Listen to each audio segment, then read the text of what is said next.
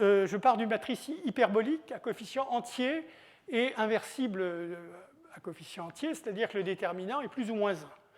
Hein, donc, hyperbolique au sens défini précédemment, hein, pas de valeur propre de module 1. Comme elle est inversible sur Z, et à coefficient dans Z, hein, ça veut dire qu'elle préserve le réseau Z puissance D. Alors bien sûr, elle définit une application linéaire de RD dans RD, elle envoie ZD sur ZD, donc je peux passer au quotient et j'obtiens comme ceci un diffeomorphisme de classe C infini, enfin même analytique, hein, de TD dans TD.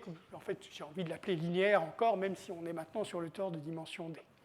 Donc ce diffeomorphisme est anosophe parce que la décomposition de A comme opérateur linéaire sur Rn, je peux la transporter en tout point de TD et obtenir une décomposition qui sera invariante. Les deux fibrés sont constants, hein, en fait, le même sous-espace en chaque point, hein, qui est donc anosophe. Donc voilà un exemple, bien sûr, linéaire, mais automatiquement, comme on a dit que ça formait une partie ouverte, cet exemple linéaire, je peux le perturber dans la topologie C1 et je garderai un diffeomorphisme d'anosophe qui, a priori, lui, ne sera plus linéaire. Alors, il y a un théorème fondamental de Franks à ce propos, donc, qui dit que, en fait, si je pars de n'importe quelle application continue, donc même pas un diffeomorphisme, enfin, je dirais même pas de classe C1, simplement continu, mais par contre, je demande qu'elle soit homotope à A, et donc je vous rappelle que A est hyperbolique, ici. Hein. Donc, je demande qu'elle soit homotope à A, et bien automatiquement, cette application, alors j'ai changé le truc et j'ai oublié de changer la conjugaison, si j'ose dire, sur celui conjugué avec un E, à A. Donc, ça veut dire que je peux trouver une application continue H, hein, homotope à l'identité, et donc surjective, elle est continue, et donc elle conjugue petit f, semi-conjugue petit f à grand A. Donc attention, je n'ai pas dit que H est inversible, donc ce n'est pas une conjugaison, c'est seulement une semi-conjugaison. On avait déjà vu ça fréquemment l'année dernière. Hein, par exemple, au propos des contre-exemples de Dangeois par rapport aux rotations irrationnelles sur le cercle, hein, on avait des semi-conjugaisons qui sont donc toujours comme ceci, enfin continues surjectives, mais et qui ont cette propriété de semi-conjugaison que je ne peux pas transformer une conjugaison parce qu'en général, H n'est pas forcément inversible. Ceci étant, dans le bon cas, c'est le cas où petit f lui-même est anosophe, donc f est un diffeomorphisme de classe C1 et est anosophe, et toujours homotope à A, bien sûr, homotope à A, et bien à ce moment-là, petit h sera un homéomorphisme, en fait. Donc j'aurai vraiment une conjugaison. Donc, d'une certaine façon, je peux obtenir plus d'homéomorphisme, enfin plus de diffeomorphismes anosophes que les linéaires qui sont ici, simplement en faisant des perturbations, mais ça ne changera pas la dynamique topologique. Hein. Ça ne changera pas la dynamique topologique de cela. Par contre, pour un certain nombre de questions qui dépendent plus de la différenciabilité, en général, H ne sera pas différenciable, même en supposant F très régulière, analytique si vous voulez, H ne sera pas différenciable, et du coup, pour des notions qui concernent vraiment la différenciabilité, ça fera une différence. On verra sur tout ça au moment où on fait le formalisme thermodynamique. Hein, ça fait une différence de considérer A qui est linéaire ou F qui n'est plus linéaire. Donc ça, c'est pour dans 2 ou 3 séances. Alors inversement, si on part d'un diffeomorphisme d'anosophe de TD, je suis automatiquement dans cette situation. C'est-à-dire que, bon, comme F est une application de TD dans lui-même, elle est homotope elle va être automatiquement homotope à une application, alors pas forcément inversible, mais enfin, excusez-moi, inversible parce que j'ai pris un diffeomorphisme. Donc ici, et en fait, cette matrice A ici va être automatiquement hyperbolique. Alors, non, c'est pas ça que je veux faire. Je ne veux pas faire la démonstration de ce théorème, je vais faire énoncer et puis démontrer un théorème légèrement plus simple, hein, qui est un théorème de Schub.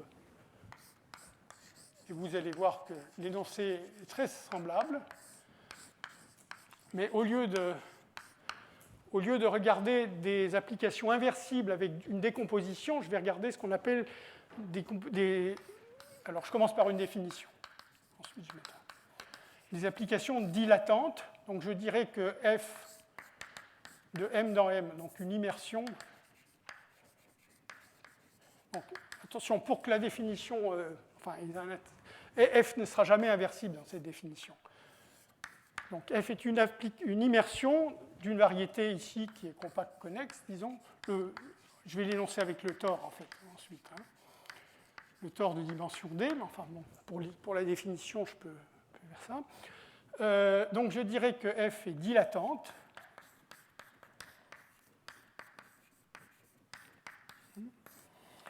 S'il existe des constantes, alors c'est les mêmes constantes, je vais prendre la constante lambda plus grande que 1, hein, telle que, alors je peux l'écrire de différentes façons, mais je vais l'écrire comme ceci. Donc, je prends l'application tangente de F en un point X, je l'itère n fois F, je l'applique à un vecteur V. Alors, le vecteur V, bien sûr, va être dans l'espace tangent en X à M. Et ça doit être vrai pour tout V. Et donc, cette norme-là sera supérieure ou égale à une constante, bon, le C, cette constante, lambda puissance n, donc ça dilate exponentiellement, fois norme de V. Et donc, ça doit être vrai pour tout x, donc, pour tout x dans M, hein, et pour tout n positif. J'ai fait... Voilà, oui, c'est bon. OK ?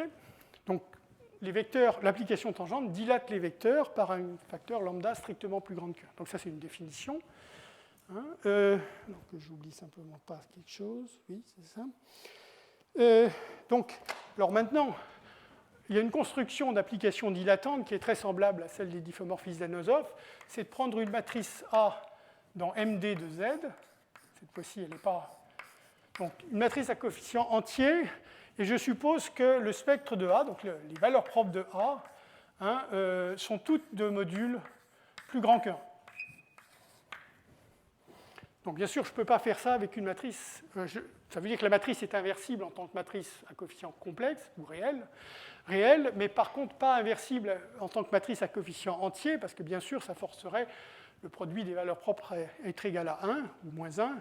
Hein, et donc, je ne pourrais pas avoir toutes les valeurs propres de modules plus grands que 1. Donc, cette matrice, elle est inversible sur R, mais par contre, son déterminant, c'est un certain entier plus grand que 1 en valeur absolue.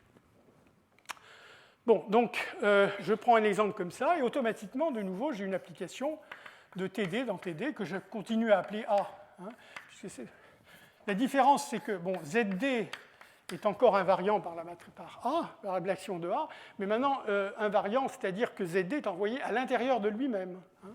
En fait, il est envoyé sur un sous-réseau de ZD dont l'indice est précisément la valeur absolue du déterminant de A. Donc ça veut dire que quand je passe au quotient, j'ai ici une application de TD dans TD, mais qui est maintenant un revêtement. C'est plus inversible. C'est un revêtement de degré d'ailleurs, donc... Le degré, c'est la valeur absolue du déterminant de A. Voilà, donc cette application, pratiquement par définition, j'ai pris toutes les valeurs propres de modules plus grands que 1, donc j'aurai certainement cette propriété. Hein, donc cette application est dilatante. Donc ça correspond au modèle linéaire que vous aviez pour les diffeomorphismes d'Anosov. Là, c'est un modèle linéaire pour les applications dilatantes. Donc le théorème de Shoup, maintenant, dit exactement la même chose que dans le cas de celui diffeomorphisme d'Anosov de Frank. Simplement, comme il est un peu plus facile à expliquer, je préfère le faire celui-là. De toute façon, c'est un énoncé important par lui-même. Hein. Donc, je me demande si ça vaut le coup d'écrire. Je vais dire, je vais prendre F. Alors, je vais directement utiliser des notations que je vais utiliser dans la démonstration. Donc, je prends F qui est homotope à grand A. Donc, je me donne A. Je me donne A dilatante, donc avec cette propriété. Hein. Et je prends maintenant une application continue, donc de TD dans TD.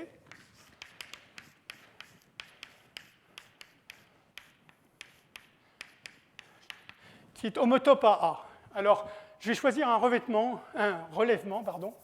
Donc, grand F, c'est un relèvement de petit f. Et donc, quand on dit que petit f était homotope à A, ça veut dire que je peux écrire grand F comme A, plus une application, je crois que j'ai noté psi dans mes notes. Oui. Psi, donc psi est ZD périodique, et continue. Bon, continue et ZD périodique, en d'autres termes, c'est une application définie au niveau du tore. Hein. Voilà. Donc ça, c'est petit f, et puis simplement les propriétés de petit f est donnée à travers un relèvement. Bon, ben, la conclusion du théorème, étant donné f, donc c'est la première partie de la conclusion, hein, c'est qu'il va exister, alors tel que je l'ai écrit, en fait, ça va être unique parce que j'ai choisi un relèvement. Je n'avais pas unicité dans le cas comme ça, j'avais certains choix à faire, hein, mais enfin, c'était essentiellement unique, avec un nombre fini de possibilités. Là, maintenant, dans ce cadre-là, il n'y en a plus qu'un, une possibilité. Il existe une unique application grand H. Alors, grand H, ça va être le relèvement, de nouveau, d'une application petit h, parce qu'elle s'écrit sous la forme identité de TD du tore, enfin de RD plutôt, puisque je suis passé au relèvement, hein, identité plus une application phi. Phi est aussi dans ces zéros de TD. Donc relève une application du tore dans lui-même, qui est homotope à l'identité, continue, hein, et telle que grand H, alors que je ne me trompe pas, c'est grand H rond F, j'imagine. Oui, enfin c'est la même chose qu'ici, donc plus simple, oui, c'est grand H rond F. Donc j'écris la relation au niveau des relèvements de tout ça, hein, est égal à grand A rond H. Donc ça, c'est la première partie. Et puis les deux autres que je dis oralement, mais que je n'écris pas.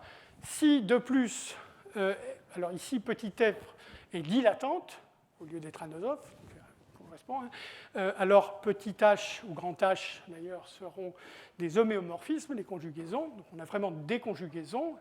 Hein, et finalement, si j'ai une application dilatante, donc elle est homotope à une application linéaire donnée par une certaine matrice comme ceci, et si f est dilatante, automatiquement la matrice satisfait cette condition. Et la matrice elle-même est dilatante. Voilà, donc ça c'est le théorème de Schub, hein, qui était antérieur au théorème de Franks. Hein. J'indique brièvement la démonstration ici, elle n'est pas bien compliquée. Hein. Quand on écrit cette équation, hein, avec grand H de cette forme et grand F de cette forme, hein, vous voyez que vous obtenez A, alors ça je développe simplement, hein. En développant vous avez ceci. Donc là j'ai juste réécrit avec, en substituant grand H, enfin H identité plus phi et grand F à plus psi. Et donc ça c'est la même chose, hein, de dire que phi, donc j'isole ce phi-là ici, mais je compose par A-1. A a le bon goût d'être linéaire, donc c'est agréable. Hein, phi va s'écrire comme A-1 psi, hein, plus A-1 psi f. Il y a trop de phi. Voilà. Donc voilà l'équation que psi est donnée, hein, et je cherche à résoudre en phi. Mais maintenant, si vous travaillez, donc je cherche une fonction continue, là c'est important parce que si c'était plus régulier, je n'y arriverais pas. Hein, mais si je cherche simplement une fonction continue, bah vous voyez, bon, ici quelque chose qui ne dépend pas de phi. Hein, ça ne dépend pas de phi, ici ça dépend de phi, mais vous voyez que l'application qui a phi associe ce terme-là, A-1 rond phi rond f, comme A est dilatante, cette application est contractante. A-1 contracte, hein, et la composition ici ne joue pas parce que je travaille avec des applications continues. Hein, et donc, je regarde juste la norme C0, composée par quelque chose à droite, ne change pas les normes C0. Donc, les normes sont contractées, C0 sont contractées par ce A-1. Donc, par le théorème des points fixes, hein, j'ai eu une unique solution phi dans C0 de TD. Hein, donc, vous voyez, c'est très simple. Alors, ensuite, si je veux rapidement parler des deux autres conclusions, hein, il y avait la conclusion que si petit f est dilatante, alors grand H est, ou petit h est un homéomorphisme. Alors pourquoi? Ben parce que si vous prenez x différent de y dans RD, hein, je prétends que la distance dans RD, donc je vais m'écrire une norme simplement, qu'entre fn de x, alors c'est grand Fn, hein, je me place dans le revêtement universel, moins fn de y, tend exponentiellement vite, mais enfin ce qui m'intéresse simplement ici, c'est que ça tende vers l'infini. Alors ça, c'est simplement parce que si vous avez fn de x, fn de y, si ce n'était pas assez grand, vous voyez ce que vous faites, vous prenez le segment de droite qui le relie, et vous revenez ensuite en arrière.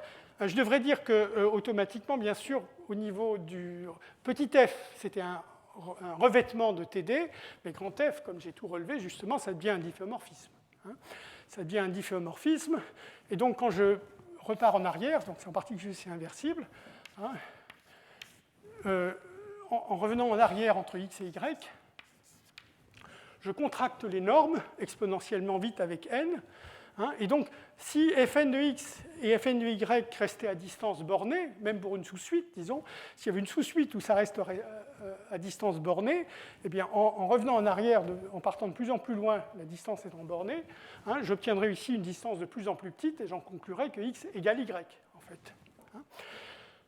Donc, comme j'ai supposé x est différent de y, c'est pas vrai, donc ceci est vrai. Et maintenant, bien sûr, je conclus que grand H est inversible parce que, rappelez-vous que grand H, c'est l'identité plus phi, donc la distance entre fn de x et h de fn de x, c'est borné. La distance entre fn de y, la même chose, moins h de fn de y, c'est borné. Et donc, par l'inégalité triangulaire, vous auriez... Alors maintenant, j'utilise la conjugaison. HFN de y, c'est AN de h de y. Donc j'obtiendrai que AN de hx moins AN de hy... non, c'est A moins n, pardon. Attendez. C'est AN... Où est-ce que je me suis perdu ? Donc j'ai dit, si je veux déduire de ceci que... Ah oui, excusez-moi, oui. Que H, ce que je veux montrer, pour montrer que H est un homéomorphisme, je veux dire si j'ai deux points distincts, H de x est différent de H de y. Alors ce que je conclus ici, c'est qu'en fait ça tend vers l'infini. Donc bien sûr, ça veut dire en particulier que H de x est différent de H de y. D'accord ? Bon, donc j'ai la deuxième partie. Et là, bon, la dernière, c'est essentiellement... la dernière partie, c'est que... bon, je vais le dire plutôt en mots qu'autre chose. En fait, comme A est dilatante et grand F... je veux dire, je vais avoir... Comme F est dilatante, pardon. Comme F est dilatante, automatiquement, quand je choisis un relèvement grand F, grand F va avoir un point fixe. Je veux dire, parce que grand F-1 est contractante, donc un unique point fixe dans RD. Donc je prends ce point fixe, donc ça fait F, alors quitte à translater, je vais supposer que c'est 0, le point fixe, donc quitte à faire un changement de coordonnées par une translation, enfin conjugué par une translation, donc je peux supposer que 0 est fixé par grand F. Maintenant, ensuite, ce que je regarde, c'est je regarde les F, je prends un M dans ZD, et puis je vais regarder comment se comporte Fn de M. Or, comme F est homotope, alors, excusez-moi, je suppose que F est homotope à A, mais bien sûr ici, sans faire l'hypothèse que A est dilatante. A est simplement linéaire, et je veux montrer que A est dilatante. Je veux montrer qu'il n'y a pas de valeur propre de module plus petit ou égal à 1, que toutes les valeurs propres sont de module plus grand que 1. Donc Fn de M, bien sûr, c'est rien d'autre que AN de M, puisque F est fixé, et puis, je veux dire, c'est dans TD que je me place, donc ça commute aux translations entières. Mais donc, ce que je suis juste en train de dire maintenant, c'est que ceci va automatiquement devoir croître exponentiellement vite, et ça impliquera bien sûr que A est dilatante, puisque comme petit f est contractant, enfin je fais le dessin si j'ose dire, j'ai ici le point AN de M, qui est aussi le point Fn de M. Donc c'est le même argument qu'avant, ça c'est Fn de 0. Je prends un segment de droite qui joint Fn de 0 à Fn de M, et j'applique l'inverse de grand F n fois. Donc ça va contracter exponentiellement vite cette distance, mais je reste avec un anti-m, différent de 0 bien sûr. Je reste avec un anti-m, donc je reste à une distance de 0 qui est minorée. Hein. Donc ce n'est possible que si le point dont je suis parti est à une distance exponentiellement grande de l'origine. Et ça veut bien dire donc que A était dilatante. Voilà. Donc voilà pour le théorème de Schub. Alors, le théorème de Franck, c'est un peu plus compliqué, mais pas beaucoup, enfin, je veux dire, en tout cas, pas beaucoup plus compliqué. Alors, espérons que j'ai récupéré mon... Ah, si. Voilà. Alors, c'est ce que je voulais dire pour les difféomorphismes d'Anosov. Maintenant, une autre classe d'exemples. Hein. Notre classe d'exemples, c'est ce qu'on appelle un exemple, un prototype en quelque sorte, de ce qu'on appellera plus tard, je vais donner la définition, mais plus tard, un attracteur. Donc, c'est le solénoïde. Alors, j'ai fait une formule explicite. De nouveau, la propriété d'hyperbolicité étant ouverte, comme de même que pour Anosov, on construit les exemples linéaires, mais ensuite n'importe quelle perturbation dans la topologie C1 de ces exemples linéaires aura encore la propriété d'être un difféomorphisme d'Anosov. Ici, c'est un peu pareil. J'ai donné une formule en quelque sorte un peu algébrique, là, petit f, hein, mais bien sûr, ensuite, n'importe quelle perturbation de cette application aura encore les mêmes propriétés. Sera encore hyperbolique. Je viendrai plus tard au théorème de stabilité, mais enfin, c'est pas... Pour le moment, c'est juste dire que la propriété d'hyperbolicité est ouverte. Hein, donc, ce qui est vrai pour petit f, pour le moment, est aussi vrai pour les petites perturbations. Alors, j'ai un peu de mal à dessiner... donc, j'ai un tore plein, c'est-à-dire le produit du cercle T, hein, par un disque ouvert, par exemple. Pas très grave, parce que rien ne va se passer près du bord du disque. Hein, donc voilà mon tore plein avec donc l'intérieur. Et puis l'image de petit f, c'est strictement à l'intérieur. Donc l'important ici, c'est le 2θ. Hein, le 2θ, mais je veux quelque chose qui soit inversible. Donc comme je vais faire 2 fois le tour, il faut que je contracte transversalement. Donc voilà l'image. Voilà, j'ai fait le 2 fois le tour. Alors il faut que j'épaississe un peu. Je ne vais sans doute pas arriver à dessiner correctement.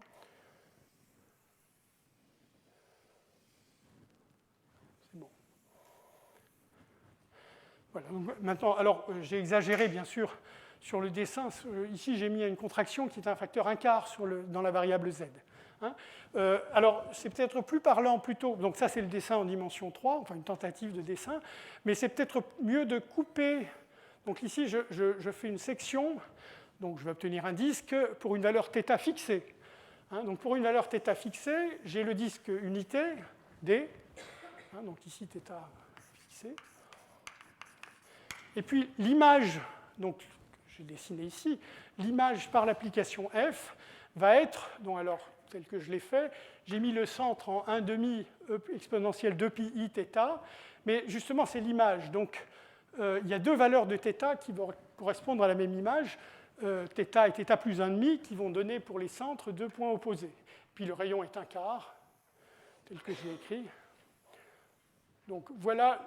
Donc ici, c'est l'intersection avec une valeur fixée de θ, bon, le tore plein ici, et l'image du tore plein qui maintenant intersecte 2 fois parce que j'ai cette multiplication, θ donne 2θ. Bon, donc quand je fais ça, hein, eh bien, alors ce que je construis, c'est la même formule que toujours, en quelque sorte. Je prends le compact maximal invariant dans ce tore plein. J'ai seulement besoin de prendre les intersections positives, puisque T fois D va à l'intérieur de lui-même. Donc je ne gagnerai rien à prendre les intersections négatives. Hein, c'est seulement en itérant positivement qu'on diminue les choses en question. Et donc ce S qui est ici, hein, va être alors compact, parce qu'effectivement j'ai envoyé le tore plein vraiment à l'intérieur de lui-même. Hein, connexe, parce que c'est une intersection décroissante de compact connexe. Hein. L'intersection que vous prenez, c'est une intersection décroissante. Hein, puisque l'image de T fois D est strictement contenue dans T fois D. Donc j'obtiens quelque chose qui est connexe. Alors, hyperbolique, c'est là de nouveau, je ne vais pas l'appliquer, mais on applique le facteur de champ de Kohn. Essentiellement, ça marche sans problème, parce que ici, j'ai de la dilatation qui correspond à θ donne 2θ. Donc on pourrait prendre pour E1, E2 quelque chose qui est le long de l'axe, en quelque sorte, du tore plein, Hein, et puis par contre, dans l'autre direction, cette fois-ci de dimension 2, hein, c'est un disque, l'autre direction est de dimension. Donc la première direction instable est de dimension 1, l'autre direction stable est de dimension 2, correspond à cette multiplication par un quart en dimension 2, puisque z est une variable complexe. Voilà, donc, alors, encore une fois, je ne vérifie pas, mais enfin, c'est typiquement le style de situation où le critère du champ de Kohn est particulièrement utile. Alors, donc, qu'est-ce que vous pouvez dire pour le moment sur ce compact et cette dynamique? Donc, j'ai déjà dit un petit peu ceci. Alors, d'une part, donc, la projection sur la variable θ, donc sur le cercle, hein, vous voyez qu'ici, la première composante ne dépend que de θ. Hein, donc, en fait, je vais avoir une situation hein, où j'ai donc la dynamique, je l'applique petit f comme d'habitude, j'ai la projection P1, disons, sur la première coordonnée, je ne sais pas si je l'ai appelé P1 ou P1, je n'ai pas donné de nom, mais c'est la projection sur la première coordonnée, hein, et le fait que dans la formule que j'avais écrite, alors ça, évidemment, il faudrait le modifier un peu si je perturbe f. Je veux dire, ce sera plus simplement la projection. Il faudrait que je fasse un peu plus attention. Mais malgré tout, donc, ici, c'est une projection sur la première coordonnée, hein, et qui va être une semi-conjugaison, de nouveau. Donc, cette application est surjective, hein, mais pas inversible.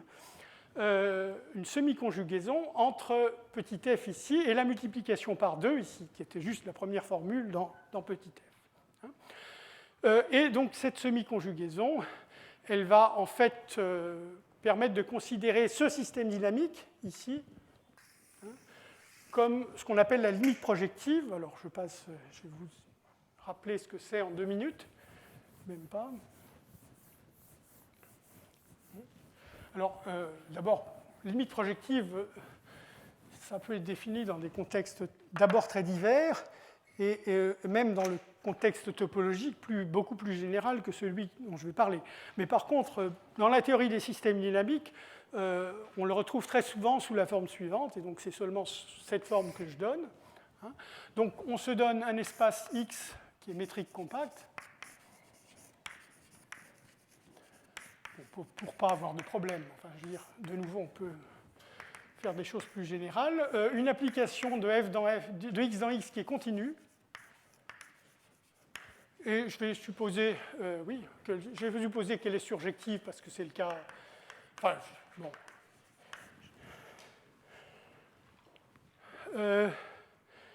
Mais par contre, par contre, je ne suppose pas du tout, et c'est le seul intérêt de la limite projective, c'est justement qu'elle ne soit pas inversible, qu'elle ne soit pas donc injective. Hein. Donc je construis un espace et une nouvelle dynamique. Alors l'espace, donc qui est l'espace limite projective, c'est simplement l'ensemble des suites xn. Alors attention, j'indexe mes suites par les entiers négatifs ou nuls. Négatifs, hein, ou nuls. Donc je les prends dans x puissance, l'ensemble de ces suites, quand x puissance z-, et je demande donc, ce n'est pas toutes les suites que je considère, c'est les suites telles que f de xn est égal à xn plus 1 pour tout n strictement négatif. En d'autres termes, je me donne un x0, si vous voulez, je choisis une préimage x-1 de x0, puis une préimage x-2 de x-1, etc., etc. Donc c'est une suite de préimages d'un certain point x0 que vous avez choisi au départ. Voilà, donc ça c'est un espace. Alors ça c'est un espace compact, ces conditions-là sont fermées. Donc ici c'est un espace métrique compact.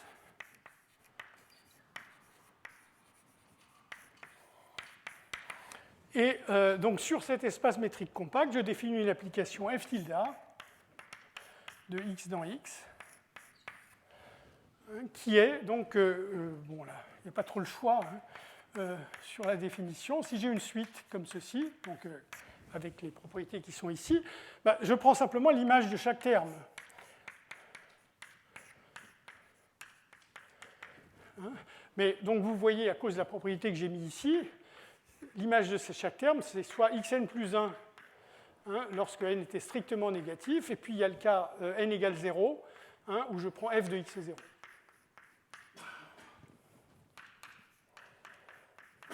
Donc j'ai simplement décalé, j'ai fait un shift sur la suite, hein, en décalant tout d'un cran vers la droite, non, vers la gauche, donc. Hein, et donc, le terme qui est resté vide, c'est f de x0 qui apparaît.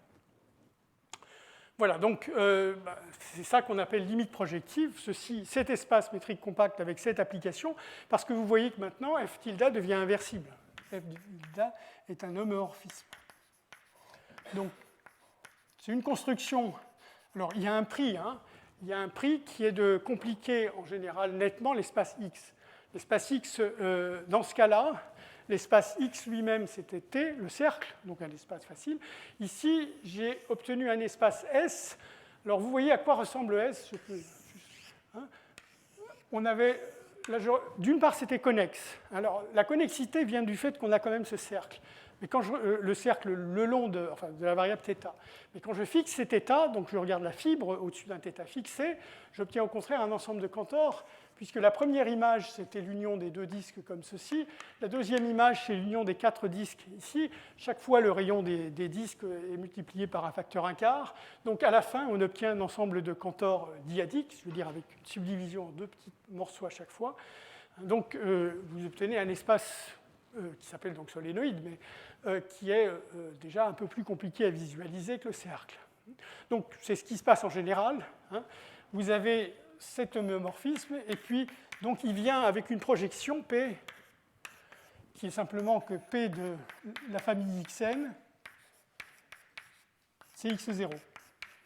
Hein. Projection sur la coordonnée d'indice 0. Et à ce moment-là, le diagramme commute, hein, petit f en bas et petit f tilde en haut, avec la projection. Donc, vous avez une semi-conjugaison ici, enfin, semi-conjugaison si c'est surjectif. Hein, bien sûr, sinon, vous allez avoir des problèmes pour prendre des images inverses. Hein, mais enfin, bon, ça, c'est vrai sans hypothèse surjectivité. C'est quand je dis que P est surjectif que là, je suppose que F est surjectif. Et donc, vous avez ici un modèle, en quelque sorte, de petit f qui est rendu inversible. Donc, c'est une construction très pratique, assez souvent. Et ici, elle est réalisée explicitement par un exemple. Voilà. Alors, dernier exemple que je veux considérer, pour le moment, en tout cas, hein, donc c'est ce qu'on appelle des Ferrachval. Alors, j'ai choisi de considérer des Ferrachval dans une famille parfaitement explicite, qui est la famille de Hénon. Alors, cette famille de Hénon, elle est surtout célèbre, pas du tout pour les paramètres que je vais regarder. C'est une famille à 2 paramètres de difféomorphisme du plan. Hein, donc, les paramètres s'appellent petit b et petit c. Je vais y revenir vers la fin du cours, pour le coup, dans les deux dernières séances, ou 3 peut-être. Enfin, je passerai pas. Je ne considérerai pas seulement cette famille, mais enfin, je la considérerai pour des paramètres beaucoup plus intéressants que ceux que je regarde pour le moment. Ici, je regarde des paramètres pour lesquels cette application de Hénon va avoir un compact naturel uniformément hyperbolique.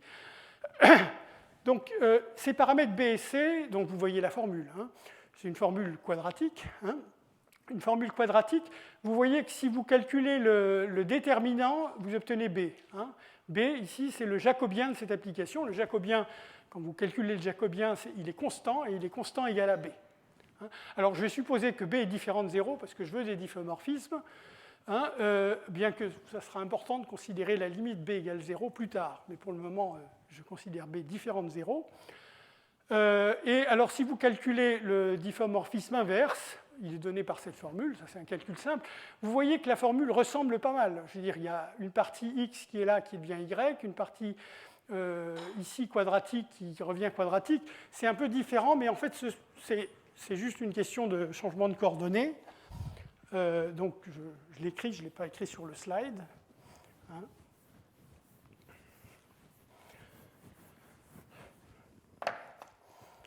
Quand vous regardez H, B, C inverse, eh bien que vous faites le changement de variable. Donc c'est juste une conjugaison par un changement de variable linéaire qui plus est.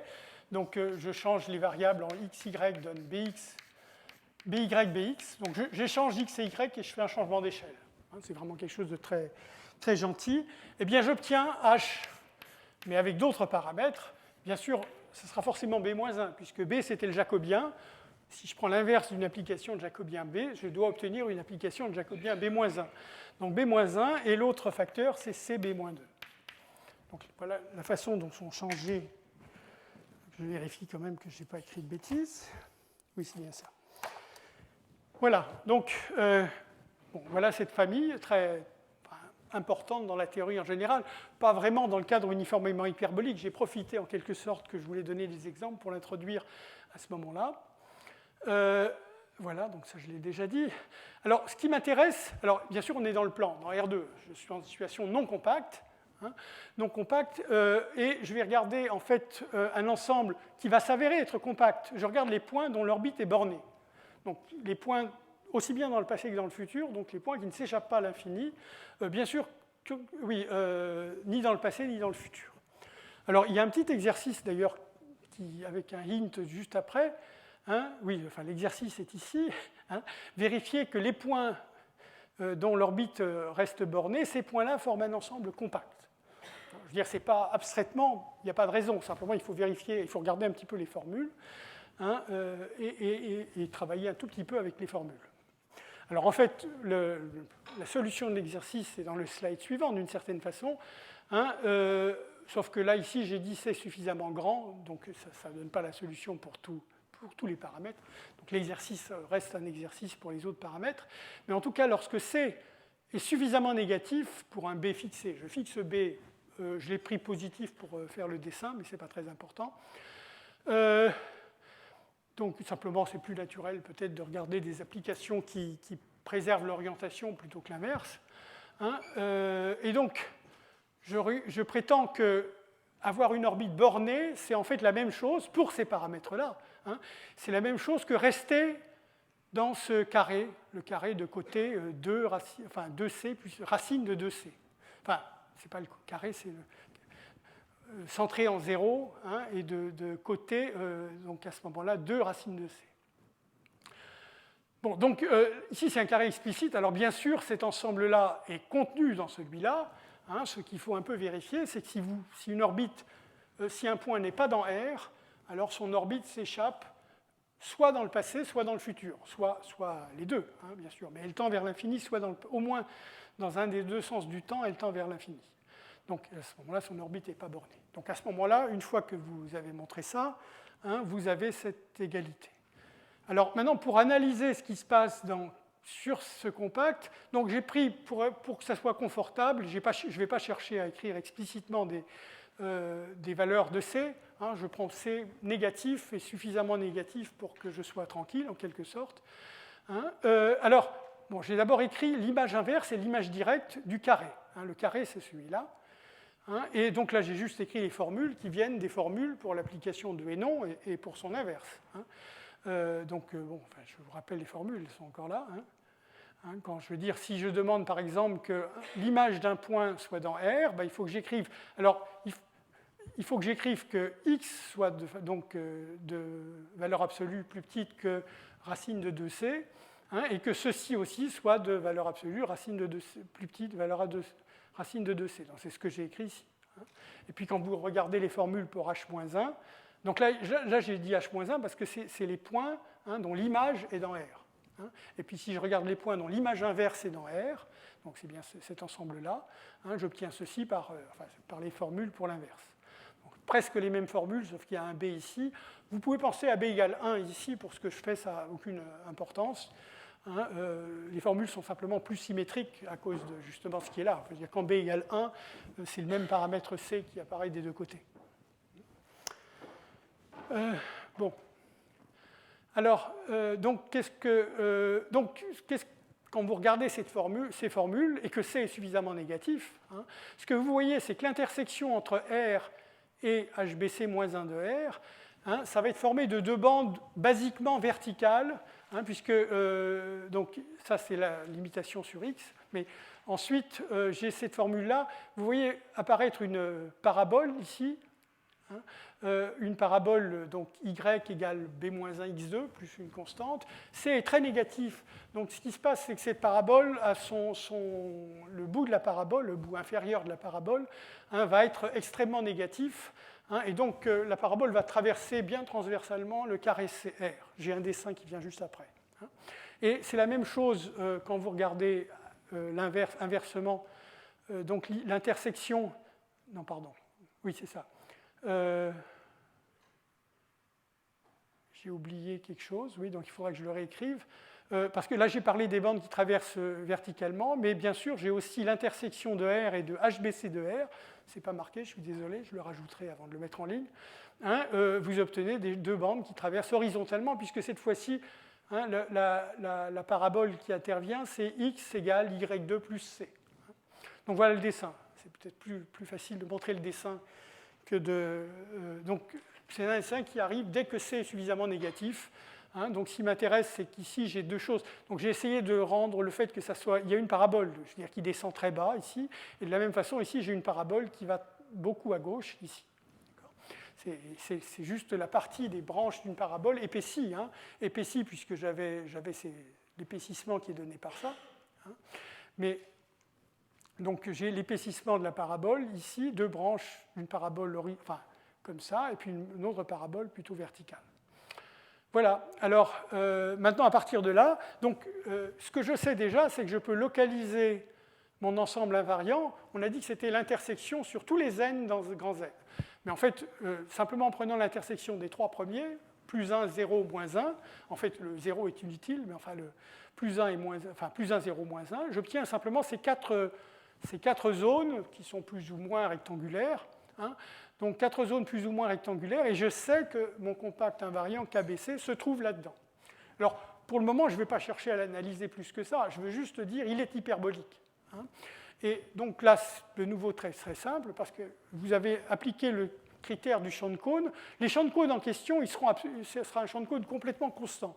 Si C est suffisamment négatif, hein, vous prenez donc, que je ne me trompe pas, oui, c'est x qui est dilaté. Donc, la direction, dans cette figure, la direction instable sera plutôt horizontale, la direction stable sera plutôt verticale. Hein, et donc, vous prenez pour l'espace E2 quelque chose qui est partout horizontal, partout dans les quatre carrés, hein, enfin quatre rectangles, quatre zones plus ou moins rectangulaires, si j'ose dire. Et puis de la même façon, comme E1, c'est-à-dire une approximation de la direction stable, hein, vous prenez le sous-espace vertical dans ces quatre zones. Et vous faites des petits calculs. Alors les petits calculs sont liés aux matrices jacobiennes de l'application et de son inverse. Vous vous rappelez qu'il faut vérifier. Là, vous prenez, dans le critère du champ de cône, vous pouvez prendre m égale 1, hein, donc la valeur la plus petite possible. Encore une fois, pour justement pas me fatiguer, je me permets de choisir C au temps négatif. Enfin, il faut de toute façon choisir C quand même, pas n'importe comment. J'affirme certainement pas, et c'est complètement faux bien sûr, que KBC soit toujours un compact invariant hyperbolique. Je dis simplement, il y a toute une zone de paramètres, donc les paramètres avec C suffisamment négatifs, hein, où ce compact invariant va être hyperbolique. Et donc, vous voyez un peu ce qui se passe, c'est que bon, bah, B, je l'ai fixé ici. Hein, et donc, le x, je devrais revenir à mon dessin précédent, par ici, x est nul. Mais la taille du carré, je vous rappelez, c'était racine de 2c. Et cette partie-là se trouve plutôt sur le bord du carré. En fait, c'est de l'ordre de racine de c. Donc, les coordonnées x et y, hein, donc, diffèrent du signe. Ici, x et y sont positifs, ici, x et y sont négatifs, etc. Hein, mais en valeur absolue, dans les quatre zones qui sont ici, les coordonnées x et y sont de l'ordre de racine de c.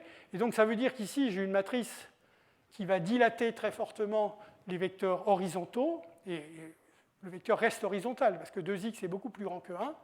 Hein, donc, le vecteur reste dans un cône horizontal. Et de la même façon ici, hein, cette fois-ci, B, encore une fois, je l'ai fixé, hein, et C ensuite choisi suffisamment grand.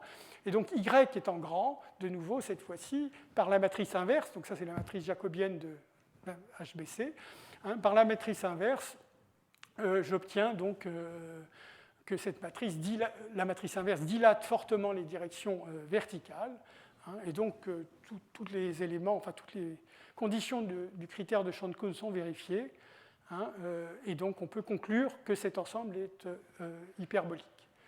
Voilà. Bon, je ne vais pas, ça s'arrête, on approche de la fin. Je dis simplement, j'ai utilisé le mot fer à cheval, c'est le mot, en anglais c'est horseshoe, hein, qu'on dit. Vous pouvez généraliser en quelque sorte, enfin, ce n'est pas vraiment une généralisation, j'en reparlerai peut-être un peu plus tard, hein, mais de façon plus grande dimension, hein, vous pensez à... C'est pratiquement le même dessin, simplement je le fais de façon plus conceptuelle en quelque sorte.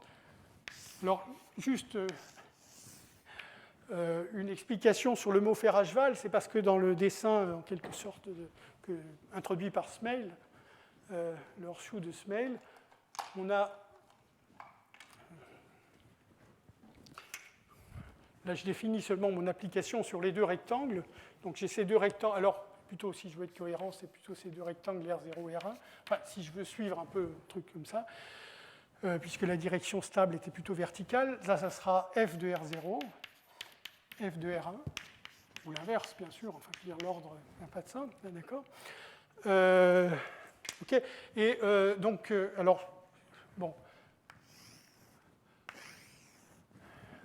Le dessin initial avait tendance à envoyer, alors ça serait plutôt F-1 tel que je le dis, le carré vertical sur cette zone en forme de fer à cheval. Donc voilà la raison pour le terme fer à cheval, mais enfin bon, ça suffit. Cette partie-là est complètement superflue pour ce qui est de discuter la dynamique invariante. Il suffit d'avoir ces deux zones. Alors, en forme de rectangle, j'étais vraiment en dimension 2. Ici, c'est un dessin abstrait en quelque sorte, hein, où en quelque sorte la direction verticale est de dimension quelconque. J'ai une direction horizontale, hein, qui sera de, j'ai envie de dire, dimension du, un entier, n'importe quel entier au moins égal à 1, une direction verticale, hein, ds, puisque je pense comme étant la direction stable. N'importe quelle paire d'entiers peut fabriquer ce genre de dessin, où donc le R0 en question, c'est le produit d'un disque de dimension du par un disque de dimension ds, mais un grand disque de dimension ds par un petit disque de dimension du. Et puis dans les formules que j'écris, hein, c'est expansif dans la direction du, donc le petit disque devient un grand disque. Hein, et de la même façon, c'est au contraire contractant dans la direction ds, donc le grand disque en direction ds devient un petit disque en direction ds. Hein, donc avec ce genre de formule, hein, dire, de façon à ce que ça soit hyperbolique. Je veux dire, il faut quand même dire quelque chose. Pour pouvoir appliquer le champ de Kohn, c'est le même principe. Hein. L'ensemble maximal invariant, il va être contenu dans l'union de ces quatre régions. Hein. Et donc, il faut en dire bien sûr un peu plus sur petit f pour conclure que c'est hyperbolique, mais basiquement, ce qu'on cherchera en général, c'est à appliquer le critère de champ de Kohn, hein, pour que ça fonctionne, par exemple, avec un champ de Kohn constant, de nouveau. Enfin, c'est juste pour dire qu'on peut généraliser l'exemple que je viens de voir sur la famille de Hénon et le voir avec des choses un peu de la même nature, mais en dimension quelconque, aussi bien pour la dimension stable que pour la dimension instable. Voilà, bon, je vais m'arrêter aujourd'hui, enfin ici pour aujourd'hui. Donc les slides seront disponibles cet après-midi sur le site du collège.